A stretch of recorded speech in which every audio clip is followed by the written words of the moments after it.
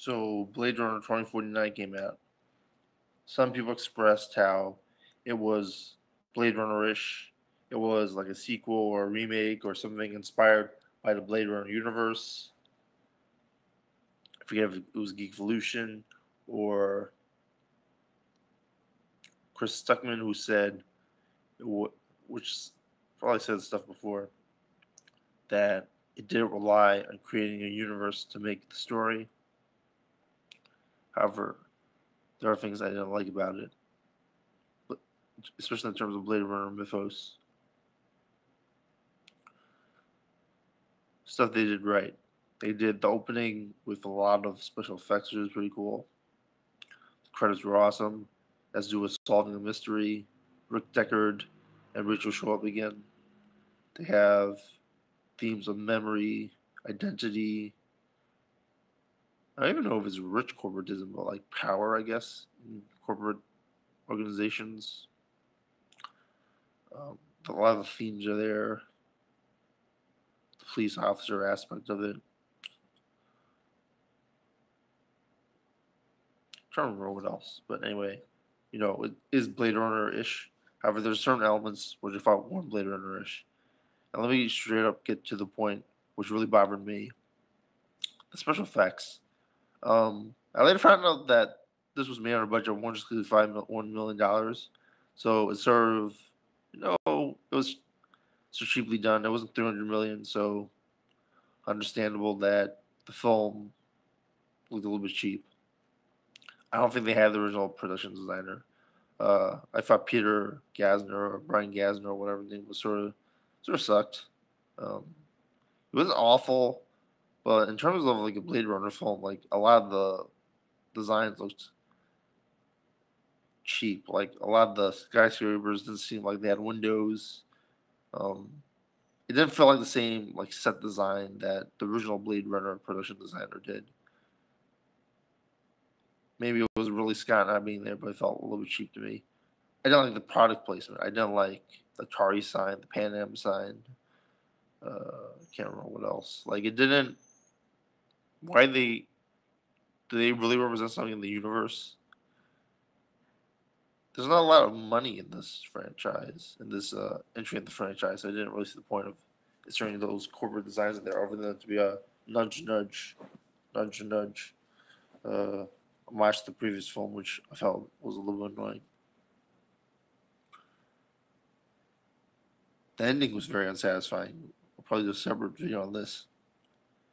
I get that they do the whole tears in the rain thing, and like there's the whole religious thing with like Jesus and water and stuff. Uh, Snow like tears in the rain, opposed to snow in the rain, opposed to tears in the rain. They play the whole Roy Batty theme there, like in multiple parts of the film. They're both replicants. He's human, dies a human, helps someone. They talked about previously like there's no more human thing you can do to die for a cause. I think part of that reason why I don't think it was the worst ending ever, but it was very disappointing for a Blade Runner ending, especially if you're like me and like the unicorn ending in the final cut, where it's just like perfect, ambiguous, make you think about the ending, about whether Deckard was actually a replicant or not. They already did the unicorn with the horse thing, so I didn't. They already did the horse thing, so maybe they couldn't do another dream thing. But I think something should have taken place in the end and felt a little bit empty. The whole thing about believing in something, believing in your memories, believing that they existed, believing in who you are. You are Lisa Simpson. uh, Deckard, very sloppily done certain aspects of his character. They at least got the haircut right. Like he has a bowl haircut, also like Han Solo long hair, but it's unclear how Deckard can fight replicas hand to hand, how he can survive a nuclear blast. He's also shouldn't have survived this long since Rachel only had 4 years to live, so he should have only had 4 years to live according to the original film. At least what I remember. So how he could survive the nuclear blast of Las Vegas, I don't know. Maybe he didn't care. He didn't wear a mask. Maybe it was a bomb shelter. I didn't understand, but it's sort of unclear. Maybe it was something to explore. We watching the film, but on my first viewing, I didn't get it. It took me like 10 years to finally enjoy The Dark Knight fully, like understand the subtle stuff in the film. This film might take me a while. I don't think it was an instant classic. I felt, I was hoping it's gonna be like Dunkirk, where I was like, wow, this was Christopher Nolan going back to pace. This was an underwhelming Blade Runner and Dennis Villeneuve film for me. Very storytelling oriented, opposed to story showing oriented. Um, a lot of the things seem Hollywood, like too obvious, told, and some of it felt like plot holes. Although maybe we're exploring it in our own plot holes, like what I was thinking about with The Dark Knight. It has Deckard, but barely has Deckard. He's sort of like pretty much the exact same character as Han Solo in The Force Awakens. Child's missing, his life is in danger. Uh, he inspires a rebel faction. How did he? How did she? How did the daughter hide their making memories the whole time? Spoiler alert. There's a lot of not telling people what's going on with Villeneuve, which is unfortunate, and this is another example where it fails.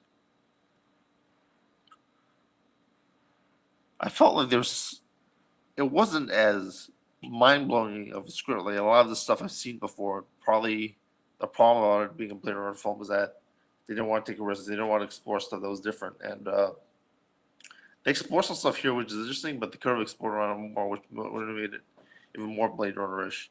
It felt like they were trying to mainstream the film a little bit, Hollywood a bit, and it hurt it, in opinion, from being like a classic of all time, opposed to just being a really good sequel.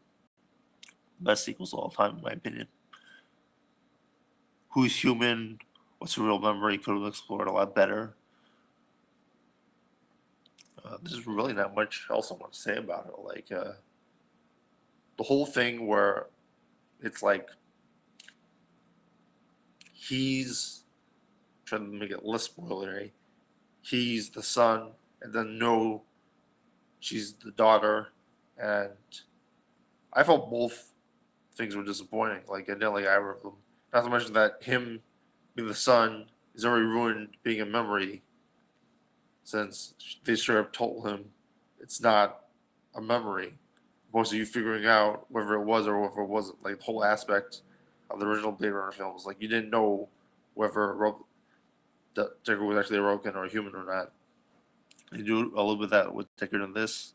Um, Even though I think that was poorly written, it's not as well explored as they could have done with that aspect of the film in this film, with the whole memory thing. Like it would have been better ambiguous rather than straight up telling, "Oh, your memories are fake." Like that's a dead end. And they explored both, and it does feel like you can interpret it both ways. I was like, they pretty much just tell you. Maybe it is that they falsify that his memories were what they told, what the rebellion told about Kay's memories was fake, and he really was the son, and he didn't have the happy ending with his dad. But it didn't come off that way to me. Maybe someone else had that. I don't know. Acting was better. I like the Ridley Scott films. There's no Ridley Scott directing, so even though they explore a lot of like the Blade Runner alien stuff, it didn't feel like a Ridley Scott film. It didn't feel like they used the sets. I felt The Martian was a much more beautiful film. They didn't.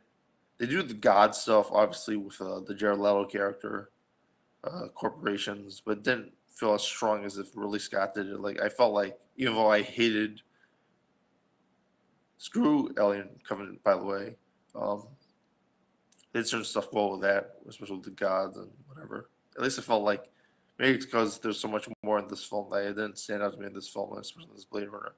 Um, So I really like the special effects at Alien Covenant, but a lot more could have been done. They have the same production designer. They didn't have Vangelis. Almost sort Edward James almost sort of boring here. He doesn't look like his big Battlestar Galactica self, which was only like 10 years ago, but maybe just aged terribly recently. I don't know what's up with him.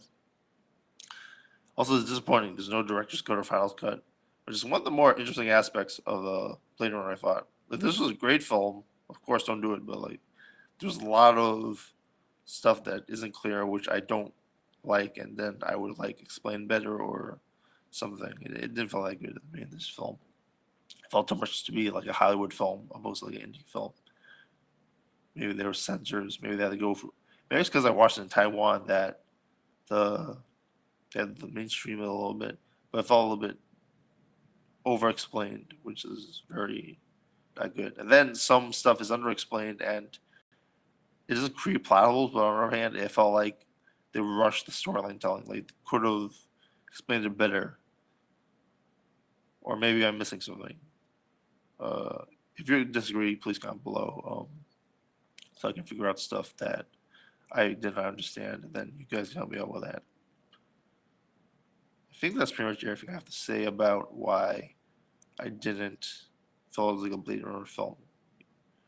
It came out to be a lot of stuff, and this was mainly because of my bias of the preference of the original miniatures or whatever they used in the original film, opposed to the CGI they used in this film and the different production designer. So, with my bias against the way, obviously, comment below about that and see what you think about that. And hope you guys enjoyed.